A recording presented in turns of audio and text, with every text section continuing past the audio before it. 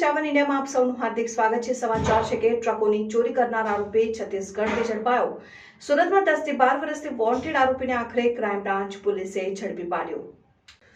ટ્રકોની ચોરી કરનાર આરોપી છત્તીસગઢથી ઝડપાયો। સુરતમાં 10 થી 12 વર્ષથી વોન્ટેડ આરોપીને આખરે ક્રાઇમ બ્રાન્ચ પોલીસે ઝડપી પાડ્યો। સુરતમાં વર્ષ 2013 થી 2015 દરમિયાન 11 જેટલી ટ્રક ચોરીના ગુનામાં આરોપી વોન્ટેડ હતો। ટ્રક ચોરી કરનાર આરોપી મોહમ્મદ 1 લાખ મહેમૂદ ખાન પોલીસથી બચવા છત્તીસગઢ ચાલુ ગયો હતો। છત્તીસગઢથી ભારત દેશની સૌથી મોટી ગેવરા કોલસાની ખાણમાં ટ્રક ડ્રાઇવિંગ કરતો હતો અને પોલીસે બાતમીના આધારે કોલસાની ખાણ બહાર વોચ ગોઠવી આરોપીને ઝડપી પાડ્યો। Bureau chief Parmar Bhagirathsinh, news 7 India. Police station ખાતે એક ગુનો નોંધાયેલ છે, જેમાં ફરિયાદી કપિલ કુમાર અરવિંદભાઈ સહાણીનાઓ છે, જેઓ એમના મિત્ર ડૉક્ટર હાર્દિક રમેશભાઈ પટવા નાઓને મળેલા હોસ્પિટલમાં સાથે નોકરી કરતા હતા। ત્યારે તેઓ જણાવેલ કે એમ્બ્યુલન્સના ધંધામાં રોકાણ કરવાથી બહુ બેનિફિટ થાય છે, 50% ફાયદો થશે એમ, અને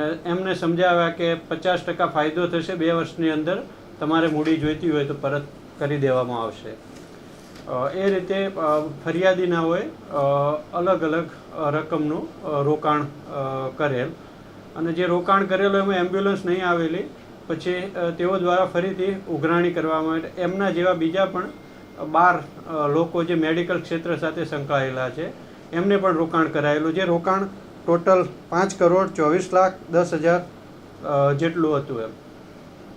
આમને રોકાણ કરાયેલું, એમ્બ્યુલન્સ નહીં આવેલી એટલે ઉઘરાણી કરેલ, તો એમને એવું કહેલું કે JSW સ્ટીલ લિમિટેડ સાથે કોન્ટ્રાક્ટ થયેલો છે અને ત્યાંથી એમ્બ્યુલન્સ આવે છે।